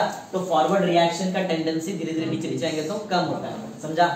चलो अब इसका किधर किधर एप्लीकेशन हम सब पढ़ लेते हैं, चलो पढ़ो, एप्लीकेशन ऑफ इलेक्ट्रोकेमिकल, ये तीन है वैसे, पॉइंट एक क्वेश्चन और बचेगा वो ऑलरेडी तुमको समझा देगा, वो लिखने की जगह नहीं, चलो एक और 49 क्वेश्चन है। हाँ तो पहला क्या है, पहले से हम लोग क्या कर सकते हैं, इसमें न्यूमेरिकल है, इसमें न्यूमेरिकल है, पढ़ो क्या है, relative strength of oxidising agent, अरे तुमको ऑक्सीडाइजिंग एजेंट का स्ट्रेंथ निकाल सकते हैं ये इलेक्ट्रोकेमिकल सीरीज से, समझा। ऑक्सीडाइजिंग एजेंट मालूम है ना, बताओ strongest oxidizing agent electrochemical series का F2 ना, स्ट्रॉन्गेस्ट ऑक्सीडाइजिंग एजेंट है, वीकेस्ट ऑक्सीडाइजिंग एजेंट लिथियम, समझा। वीकेस्ट रेड्यूसिंग एजेंट बताओ F2, अरे स्ट्रॉन्गेस्ट ऑक्सीडाइजिंग है तो वीकेस्ट ये रहेगा ना रेड्यूसिंग, स्ट्रॉन्गेस्ट रेड्यूसिंग एजेंट बताओ Li ना, समझ गया, इतना हार्ड नहीं, चलो देखते हैं। तो अगर तुमको इलेक्ट्रोकेमिकल सीरीज मालूम है तो उससे हम लोग ऑक्सीडाइजिंग एजेंट का स्ट्रेंथ बता सकते हैं ना, किसका स्ट्रेंथ ज्यादा रहेगा किसका स्ट्रेंथ कम रहेगा। चलो ऐसी ओरली पढ़ सकते हैं, वो टेबल में देखो और मेरे को बताओ AU लिख रहा है, AU प्लस और F2 दोनों में से ऑक्सीडाइजिंग एजेंट का स्ट्रेंथ किसका ज्यादा है किसका कम है, F2 का ज्यादा है और AU प्लस का मालूम है, ये तो पढ़ने क्या और क्या पढ़ने क्या, बस नीचे नीचे आएगा तो कम होता है ना स्ट्रेंथ, अभी तो बताया। आगे पढ़ो क्या है, The species on the left side of the half reaction are oxidizing, हमको मालूम है हो रहा है, जो लेफ्ट में रहता है ऑक्सीडाइजिंग एजेंट रहता है, इलेक्ट्रॉन को उधर लिखते हैं हम लोग। आगे आगे, E naught value is the measure of tendency of species to accept and get reduction ही तो होता है, बराबर ना। E naught वैल्यू बताता क्या है, E naught वैल्यू ये बताता है कि कितना इजीली वो जो स्पीशीज है ये इलेक्ट्रॉन को ले सकता है और खुद रिड्यूस होकर रिडक्शन रिएक्शन कर सकता है, ये बताता है ना E naught वैल्यू। और क्या, second point, larger E naught value किसका था, किसका था F2 ना, हाँ उसकी बात करें, larger E naught value that is greater is the, आपको मालूम नहीं ज्यादा E naught का वैल्यू मतलब वो ऑक्सीडाइजिंग एजेंट एकदम स्ट्रांग है, समझा ना, उसका तो मतलब ग्रेटर द ऑक्सीडाइजिंग एजेंट, समझा। आगे, as we move down the table, जैसे नीचे नीचे जाएंगे E naught का वैल्यू कम होता है तो तुम्हारा जो ऑक्सीडाइजिंग एजेंट है उसका स्ट्रेंथ कम होएगा, और क्या होएगा बड़ा, किसका बढ़ेगा फिर, रेड्यूसिंग का बढ़ेगा ना, ऑक्सीडाइजिंग का कम हो जाएगा। पढ़ो, एज वी मूव, अच्छा ये पढ़ा नहीं क्या आपने, हाँ, as we move down the table E naught value and the strength of oxidizing agent decreases, ये तो मालूम है, बराबर, तुम लोग चाहिए तो आगे और लिख सकते हैं, and the strength of reducing agent increases, नीचे जाएंगे तो ना, तो लिखा ना टॉप टू बॉटम, क्लियर, इतना हार्ड नहीं है, बताया ना टेबल है सब आ गया उसमें। आगे बढ़ते हैं, रिलेटिव स्ट्रेंथ ऑफ ऑक्सीडाइजिंग मान, तुमको ये नहीं मालूम है क्या, तो बताओ टॉप टू बॉटम आएंगे तो रेड्यूसिंग एजेंट का स्ट्रेंथ क्या बढ़ता है कि कम होता है, टॉप टू बॉटम आ रहे थे ऑक्सीडाइजिंग एजेंट का स्ट्रेंथ कम हो रहा था, तो टॉप टू बॉटम आएंगे तो रेड्यूसिंग एजेंट का स्ट्रेंथ, तभी तो स्ट्रॉन्गेस्ट रेड्यूसिंग एजेंट है ना लिथियम नीचे वाला, वही पढ़ रहा हूं तो ध्यान नहीं पढ़ो। अब राइट की बात हो, ये ना ये इसकी बात होगी ना, हाँ, the species on the right side of the half reaction are reducing agent, reducing हमको मालूम है रेड्यूसिंग एजेंट रहता है ना, और समझना क्या है, आगे पढ़ो क्या है, the half reaction at the bottom of the table with larger E naught value have little, अच्छा सुनो इसका मतलब क्या है, जो सबसे नीचे है बराबर उसका E naught वैल्यू सबसे कम है ना, इधर लिखा है किधर गया, with larger negative value मतलब सबसे कम वैल्यू, अरे larger negative मतलब जो ज्यादा बड़ा नेगेटिव नंबर है तो उसका वैल्यू सबसे कम रहता है बराबर, हाँ, have आगे जाएगा क्या वो पीछे आएगा ना, मुझे लिखा है have no tendency to occur in as it जैसा लिखा है उसके हिसाब से वैसा होने वाला नहीं, आगे नहीं जाएगा। लिखा तो आगे है ना, आगे जाएगा नहीं, किधर आएगा, पीछे आएगा, बराबर। तो वो स्ट्रॉन्ग कौन सा एजेंट है, रेड्यूसिंग। रिएक्शन कौन सा रहेगा, वो ऑक्सीडेशन। आगे they tend to favour reverse reaction, समझा ना। अरे वही चीज को घुमा फिरा के वही लिखा है, मतलब एक ही है, समझा। आगे it follows that the species appearing at the bottom of the right half reaction associated with the large E naught value are effective electron donor की बोलने वाले में इलेक्ट्रॉन डोनेट करेंगे तो ऑक्सीडेशन हो जाता है ना, मतलब वही हुआ ना, समझा ना। तो वो नीचे जो है ना, अरे वो लोग खाली क्या बोलने का सिंपल उनका मतलब यही है, जो सबसे नीचे वाला है उसका ऑक्सीडेशन होगा, वो अलग अलग तरीके से बोल रहे हैं। एक बार बोल देते इलेक्ट्रॉन डोनर, उसका मतलब भी ऑक्सीडेशन है, समझा ना। आगे नहीं जाएगा, पीछे आएगा, उसका मतलब भी ऑक्सीडेशन ही है, समझा ना। खाली अलग अलग तरीके से बोल रहा हूं, कुछ नहीं। आगे कहां था, effective electron donor, they serve as a strong बता दिया था, सबसे स्ट्रॉन्ग रेड्यूसिंग एजेंट रहने वाला है। हाँ, फिर क्या, the strength of reducing agent. नीचे नीचे आएंगे तो क्या होगा, बढ़ता है, लेकिन नीचे नीचे आएंगे तो कौन सा एजेंट का स्ट्रेंथ कम होता है, ऑक्सीडाइजिंग का कम होता है, नीचे नीचे आएंगे तो, और रेड्यूसिंग का बढ़ता है। सबसे नीचे highest reducing agent, strongest reducing agent नीचे है, समझा, from the top to bottom as E naught value decrease, समझा। शॉर्टकट के लिए याद रखो, ई नॉट का वैल्यू नीचे नीचे आया तो क्या हो रहा है, तो ऑक्सीडाइजिंग एजेंट का स्ट्रेंथ कम होगा, समझा। उल्टा बढ़ेगा, मतलब उल्टा मतलब कौन, रेड्यूसिंग एजेंट बढ़ जाएगा, ये सिंपल, इतना हार्ड नहीं। आगे नेक्स्ट स्पॉन्टेनिटी ऑफ, इसमें न्यूमेरिकल बहुत सारे पेपर सारे यहाँ बाद में देखो, न्यूमेरिकल दिख भी जाएगा। Predict the reaction occur spontaneously under the standard condition. Spontaneous है कि तुमको चेक करने का है, बराबर। तो उसके लिए तुमको यहाँ पे ये करा दिया, मतलब तुमको ऑलमोस्ट सब न्यूमेरिकल खुद से कर सकते हो, इतना इजी न्यूमेरिकल है। बताओ, ये एक न्यूमेरिकल ही समझो, ये एक न्यूमेरिकल ही है। इधर तुमको देखो सबसे लास्ट में दिया ना, कौन सा दिया, 14th ना, 14th न्यूमेरिकल देखो तुम्हारे टेक्स्ट बुक का 119 पेज में नंबर में मिलेगा, तो पढ़ो। देखो, predict whether the following reaction would occur spontaneously under the standard state condition or not, ना चेक करने का है कि वो spontaneously होगा कि नहीं होगा। मैं बताता ना कैसे spontaneously होता है कि नहीं होता है, एक बता दिया तो तीनों कर सकते ना खुद से, इजी है, बराबर। क्या करने का है, आंसर तुमको देखने की जरूरत नहीं, आंसर इलेक्ट्रोकेमिकल सीरीज में दिया रहता ना, यहाँ पे यही आंसर लेंगे और क्या लेंगे। और एग्जाम में आया तो टेबल नहीं देंगे, एग्जाम में आया तो लोग बाजू में उसका वैल्यू दे देते हैं, उसमें वैल्यू दिया गया तुम्हारे क्वेश्चन में नहीं ना, नहीं दिया मतलब तुमको उधर से देख के लिखने का लिखा होगा। हाँ, यूज इन्फॉर्मेशन ऑफ टेबल 5 मतलब क्लियर, उसके बिना सॉल्व नहीं हो सकता है वो सम, समझा। क्या टेबल नहीं देंगे, जो वैल्यू लगता है ना वही देंगे खाली, वहां पे इतना बड़ा टेबल से जो वैल्यू लगता है वही देंगे। चलो एक सम सिखा रहा मैं तुमको, देखो सम में ऐसा बोला है कि चेक करो कि स्पॉन्टेनियस रिएक्शन होगा कि नहीं होगा, तुमको अभी करना है, ये हो जाए तो उसके बाद कितना देखो टाइम, देखो 2:10 हो गया, लास्ट क्वेश्चन है, 20 मिनट हमारे पास है, तो 20 मिनट दोनों को 3 सम सॉल्व करने वाले, बराबर। देखो एक बता दे रहा है, मैं नहीं बताएगा, ये समझा दे मतलब तुमको क्वेश्चन नंबर 14 तुम्हारा हो गया। देखो क्या चेक करने के मालूम है, क्या चेक करना बताओ, स्पॉन्टेनिटी, मतलब रिएक्शन स्पॉन्टेनियस होता है कि नहीं होता है, बहुत इजी है चेक करने का। पहला पॉइंट अपने आप समझाए, पढ़ो। Redox reaction in galvanic cell is a spontaneous, कब only if the species with higher E naught value is reduced, समझा। इधर देखो तुम्हारे पास वहां पे वो रिएक्शन देख लो, वो रिएक्शन दिखा तुमको वहां पे क्या है, जो तुमको एक रिएक्शन दिया ना Ca प्लस Cd प्लस, दिख रहा है पेज नंबर 119 पे क्वेश्चन नंबर 14 का A, Ca दिया है प्लस Cd प्लस 2 एक्वस दिया है, gives Ca plus 2 plus Cd solid. हाँ, इसमें से दिख रहा है पॉइंट क्या पढ़ा अपन ने, हायर ई नॉट वैल्यू वाला स्पीशीज तुमको टेबल में देख के मालूम पड़ जाएगा ना। अरे दो ही तो है वहां पे, एक Ca चेक कर लेते, चलो देखो Ca देखो, Ca और Cd प्लस 2 दो ही चीज है तुम्हारे पास, Ca है और क्या है Cd प्लस 2 है ना, कैल्शियम और Cd प्लस 2 है ना। जरा इलेक्ट्रोकेमिकल सीरीज में ढूंढो जरा, कहां मिलता है तुमको उसका वैल्यू, 0.403 Ca मिला थर्ड लास्ट, कितना वैल्यू है -2.866 ना, 866। और दूसरा बताओ 0.403 प्लस में माइनस में 0.403 और माइनस में 2.866, दोनों में से ज्यादा वैल्यू किसका है, 0, नेगेटिव में छोटा नंबर मतलब बड़ा नंबर, मालूम है ना, माइनस 0. क्या है 403, ये नंबर ना, बराबर ना। तो जिसका ई नॉट का वैल्यू ज्यादा है उसका क्या होना बनता है, मतलब रिडक्शन होना चाहिए। करने आता है ना रिडक्शन, ये क्या है, करने आता है ना, मतलब वही क्या करना चाहिए, इलेक्ट्रॉन गेन करना चाहिए। तो किसका बताया बता दो, -0.433 किसका था, 403 किसका था, CD का था, समझा। तो जो तुम्हारा नेट सेल रिएक्शन है उसको तुम लोग तोड़ेंगे ना दो पार्ट में, anode half oxidation reaction, cathode half reduction reaction.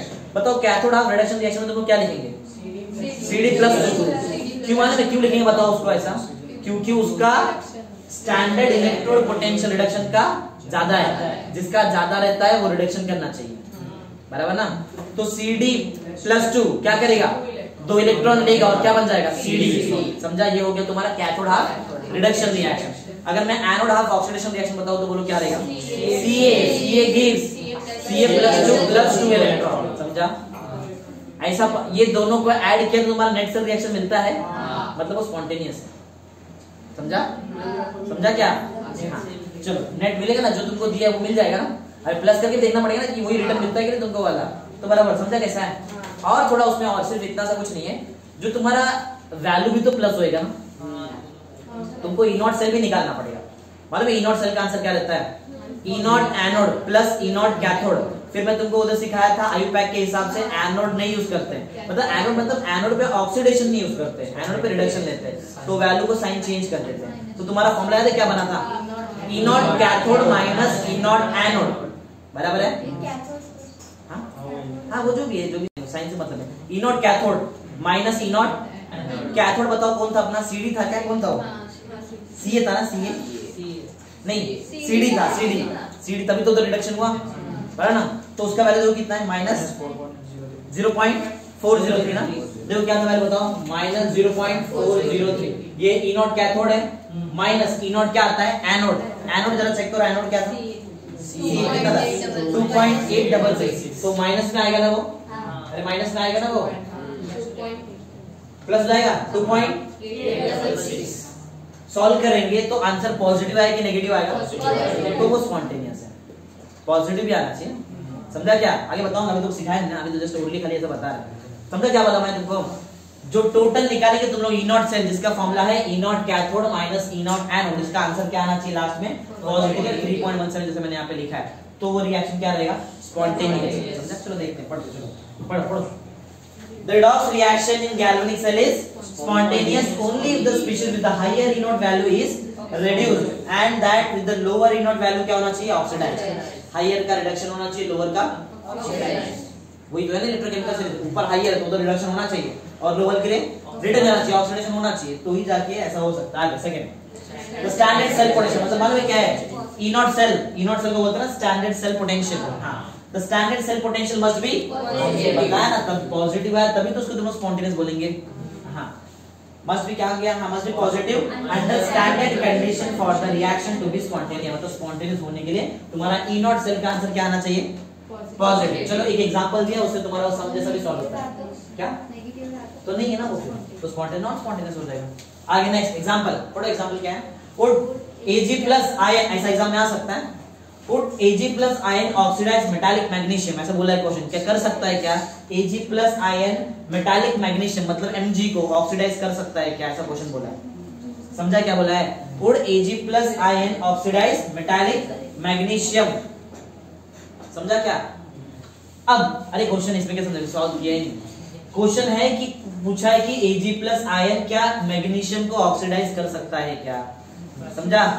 जो भी चीज ऑक्सीडाइज कराता है वो खुद क्या रहता है, रिड्यूसिंग एजेंट, समझा ना, एजेंट करा के देता है ना काम, तो ऑक्सीडाइज करा के दे रहा है मतलब वो रिड्यूसिंग एजेंट है। चलो देखते हैं, देखो तो दो नाम आ रहा है हमारे पास, Ag प्लस आ रहा है और दूसरा क्या आ रहा है, मैग्नीशियम Mg आ रहा है। पहले जो काम का वो लिखते हैं, बोला है कि Ag प्लस क्या इसको ऑक्सीडाइज कर सकता है मैग्नीशियम को, मतलब Ag प्लस आयन इसको देखने का और Mg को देखने का, तो चलो देखते हैं, Mg हमारे पास और हमारे पास Ag भी है, बराबर, Ag प्लस 2, हाँ ये प्लस 2 दिया है, प्लस 2 का ऑक्सीडेशन स्टेट देखना, नहीं प्लस 2 बराबर, टेंस में क्या दिया प्लस 2 है ना, वही प्लस 2। देख तो ये जो Mg है, Mg ने क्या किया, Mg प्लस 2 बना और 2 इलेक्ट्रॉन डोनेट कर दिया, Ag प्लस 2 है, इसने यही 2 इलेक्ट्रॉन लिया और क्या बन गया Ag। अब जरा देखो थोड़ा डिटेल में देखते हैं, Mg और Ag जरा ढूंढो तुम्हारा इलेक्ट्रोकेमिकल सीरीज में, Mg और Ag ढूंढो, बिना उसके नहीं समझ सकते तुम ये चीज को, Mg ढूंढो और Ag ढूंढो, Mg ऊपर आता है कि एजी ऊपर आता है? एजी ऊपर आता है ना, एजी ऊपर आ सकता है, एजी ऊपर आ रहा है, एजी ऊपर आ रहा है, तो उसका रिडक्शन होएगा कि ऑक्सीडेशन होएगा? क्योंकि नीचे नीचे आएगा तो रिडक्शन का जो स्ट्रेंथ है वो कम होता है ना, मालूम है ना? हाँ, रिडक्शन मतलब ऑक्सीडाइजिंग एजेंट का स्ट्रेंथ कम होता है, मतलब रिडक्शन होने का चांसेस कम कम होने लगता है ना जैसे नीचे जाएंगे। तो ऊपर तुमको क्या मिल रहा है? एजी, और नीचे क्या मिल रहा है? तो एजी का क्या होएगा? रिडक्शन, मतलब वो इलेक्ट्रॉन, समझा? तभी मेरे को मालूम पड़ा कि ये एजी 2 इलेक्ट्रॉन लेगा। नहीं तो तुमको कैसे मालूम पड़ेगा? सब उल्टा भी तो हो सकता है, एजी गिव्स एजी +2 इलेक्ट्रॉन, कुछ भी हो सकता है ना। वो ऐसा हुआ कैसे मालूम पड़ा? वो इलेक्ट्रोकेमिकल सीरीज से मालूम पड़ा, समझा? फिर नीचे क्या है? एमजी। अब जैसे से नीचे नीचे जाएंगे रिडक्शन वाला होने का चांसेस कम होएगा, किसका होने का चांस ज्यादा होगा? ऑक्सीडेशन, मतलब एमजी का ऑक्सीडेशन होता रहेगा। एमजी का ऑक्सीडेशन होता है, एमजी इलेक्ट्रॉन लॉस करेगा। ऑक्सीडेशन का मतलब इलेक्ट्रॉन लॉस, रिडक्शन का मतलब इलेक्ट्रॉन गेन। सिंपल है, हार्ड नहीं है, बराबर? दोनों को मैंने प्लस किया, दिख रहा है? ये सब मिला ऐसा।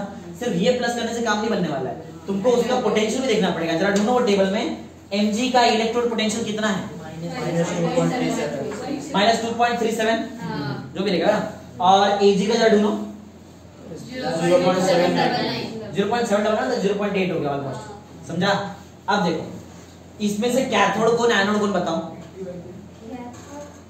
एनोड पहले बताओ, एनोड कौन है? Anode MG. कैसे मालूम पड़ता है? अरे एनोड हाफ ऑक्सीडेशन रिएक्शन तो ये anode, cathode half reduction reaction तो कैथोड, समझा? फॉर्मूला याद है क्या है? क्या है? कैथोड माइनस एनोड ना, क्या है ना? E naught cathode minus E naught anode. Cathode में मतलब एजी यूज करना पड़ेगा ना, कितना दिख रहा है? 0.8, ये ना मैंने लिखा नहीं। ई नॉट एजी, ई नॉट से अगर तुमको निकालने का है तो ई नॉट कैथोड को किससे माइनस करना पड़ेगा? ई नॉट एनोड। मेरा कैथोड क्या है? तो ये कैथोड के जगह में एजी लिख सकता है ना। एनोड क्या है? तो ई नॉट एमजी लिख सकते हैं। ई नॉट एजी का आंसर मेरे पास 0.8 है, मैंने सॉल्व नहीं किया, डायरेक्ट लिखा है। तो याद रखो इधर 0.8 माइनस माइनस में क्या आएगा? E naught Mg. E naught Mg तो खुद माइनस है, तो माइनस माइनस प्लस 0.8 में 2.37 प्लस किया तो इतना आता है। चाहिए तो करके देख लो, बराबर? 3.17 पॉजिटिव आया कि नेगेटिव आया? मतलब ये स्पॉन्टेनियस रिएक्शन है, समझा? फॉर्मूला खाली तुमको शायद नहीं समझा रहेगा। फॉर्मूला क्या है? कैथोड को माइनस करने का एनोड से क्या माइनस करने का? उनका इलेक्ट्रोड पोटेंशियल जो इधर दिया रहता है ऑलरेडी, बराबर? दोनों में से कैथोड कौन रहता है? जो रिडक्शन रिएक्शन में आया वो कैथोड, जो ऑक्सीडेशन रिएक्शन में आया वो एनोड, बराबर? पहला ऑक्सीडेशन रहता है, दूसरा रिडक्शन रहता है। ऑक्सीडेशन में कौन आया? एमजी, मतलब एमजी क्या रहेगा? एनोड। ऑक्सीडेशन मतलब एनोड। रिडक्शन में कौन आया? एजी, तो एजी कैथोड। कैथोड माइनस एनोड, इसके लिए एजी माइनस एमजी, सिंपल, बराबर? याद रखो कैथोड माइनस एनोड, ऐसे समझ गया ना? तो ये तुम लोग कर सकते हो, सम कर सकते हैं ना? हाँ, तो काम मालूम कैसा रहेगा? तुमको नेट सेल रिएक्शन दिया, मतलब तुमको ये दिया, दिख रहा है? मेरे को तो क्वेश्चन दिया था, तुमको ऐसा दिया है, इससे तोड़ो ये दो बनाओ। पॉसिबिलिटी कुछ भी हो सकता है। देखो मैं बता दूं, देखो वहां पे Ca है, Ca एरो के पीछे Ca ना, कैल्शियम, एरो के आगे क्या है? Ca+2।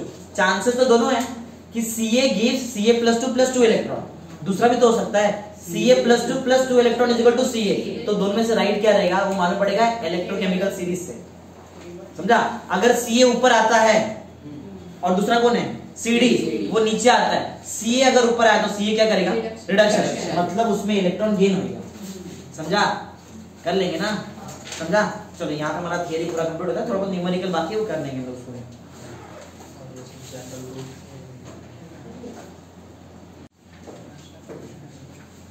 देखो तो एक वैसे छोटा सा हमारा क्वेश्चन रह गया है, ऑलरेडी समझा सकता है, इतना इजी है क्वेश्चन। वो जरा देखो लास्ट में जनरल रूल्स मिला है, जनरल रूल्स लास्ट एकदम चैप्टर के एकदम लास्ट 2 ही पॉइंट है उसमें। क्या है? देखो बहुत इजी है, हमको सब आने लगा है, तो आ ही जाएगा इतना तो। चलो पढ़ते हैं जनरल रूल्स। देखो मैं पढ़ता जरा सुनो। An oxidizing agent can oxidize any reducing agent, बराबर? That appears below, ना इलेक्ट्रोकेमिकल सीरीज के एकदम नीचे। थोड़ा डिटेल बताता हूँ, पहले पढ़ लो, सुनो। It cannot oxidize the reducing agent appears above it in the electrochemical series। इसका मतलब तो थोड़ा डिटेल बताओ, ये देखो। An oxidizing agent can oxidize any reducing agent। Oxidizing agent कोई भी रिड्यूसिंग एजेंट को ऑक्सीडाइज कर सकता है, कंडीशन ऐसा नहीं, कभी भी कब कर सकता है? That appears below it. ये तुमको ना मैं समझा सकता है, जो हमने रिएक्शन के नीचे समझा सकता है। देखो ये दोनों रिएक्शन देखो और मेरे को आंसर दो, सब लोग एक साथ बोलो। ये कौन सा रिएक्शन है? अरे रिएक्शन मतलब ऑक्सीडेशन का रिडक्शन, ये ऑक्सीडेशन और ये ऑक्सीडेशन है, तो एजेंट कौन सा है? रेड्यूसिंग। Mg क्या है? Reducing agent. ये कौन सा एजेंट? समझा? Oxidising agent. क्वेश्चन याद है क्या था? कैन Ag प्लस ऑक्सीडाइज, वो जो भी Mg ना, हमको मालूम पड़ा हाँ कर सकता है, और उसका आंसर भी निकाला हम लोगों ने। इधर ये पॉइंट का बहुत डिटेल में मतलब है। इन्होंने क्या बोला है? ऑक्सीडाइजिंग जो एजेंट है वो रेड्यूसिंग एजेंट, दिख रहा है? ये क्या बताया था? ये क्या था? ये कौन सा एजेंट है? ये ऑक्सीडाइजिंग एजेंट कोई भी रेड्यूसिंग एजेंट को ऑक्सीडाइज कर सकता है, सिर्फ तब, कब पढ़ो जरा, कब करेगा? दैट अपीयर्स बिलो इट, मतलब Ag प्लस जो भी है ऑक्सीडाइजिंग एजेंट है, रेड्यूसिंग एजेंट है, ये इसको ऑक्सीडाइज सिर्फ तब कर सकता है जब Mg Ag के नीचे आए। ऐसा हुआ था क्या? हाँ आया था ना, Mg Ag के नीचे आया था, तब भी वो उसको ऑक्सीडाइज कर सकता है। इसका आंसर है यस, इट कैन ऑक्सीडाइज, समझा ना? Hence Ag plus yes oxidize कर सकता है Mg को। समझा क्वेश्चन क्या है? ऑक्सीडाइजिंग एजेंट रेड्यूसिंग एजेंट को सिर्फ तब ऑक्सीडाइज कर सकता है, कब? जब वो रेड्यूसिंग वाला एजेंट ऑक्सीडाइजिंग एजेंट के नीचे आए। अगर ये इसको ऊपर आया तो नहीं कर सकता है, समझा? उधर आगे लिखा है and cannot oxidize the reducing agent appearing above it in the electrochemical system। Simple एकदम, रेफरेंस ऑक्सीडाइजिंग एजेंट को लेने का, क्योंकि पूरा रिडक्शन रिएक्शन है, तो ऑक्सीडाइजिंग एजेंट ही ना सबका सब। उसमें ऑक्सीडाइजिंग एजेंट अपने नीचे वाले को ऑक्सीडाइज कर सकता है, अपने ऊपर वाले को ऑक्सीडाइज, ये सिंपल मतलब यही है इसका। एक और पॉइंट है वो पढ़ते चलो। अब उल्टा ऑक्सीडाइजिंग एजेंट का हो गया, अब रेड्यूसिंग एजेंट, ये उल्टा रहेगा, सुना? And reducing agent can reduce oxidizing agent located above it, उल्टा हो गया ना उसका, है? In the electrochemical series, समझा क्या बताया? Reducing agent reduce कर सकता है ऑक्सीडाइजिंग एजेंट को, कब? जब उसके ऊपर रहेगा। उल्टा हो गया ना थोड़ा। अरे एक याद रखो, दूसरा अपना उल्टा बना सकता है तुम लोग। An oxidizing agent can oxidize reducing agent which appears below it and cannot oxidize the oxidizing agent appearing above it, उसका उल्टा ही बनाओ, खत्म। समझा? जनरल रूल्स आने का चांस हो सकता है, क्योंकि थोड़ा एकदम ट्रिकी लग रहा है, समझा? ये ट्रिकी क्यों है? क्योंकि एक ही चीज को दो तीन तरीके से बोल सकता है ना यहाँ पे, इसके लिए थोड़ा ट्रिकी लग रहा है, और कुछ नहीं। चलो।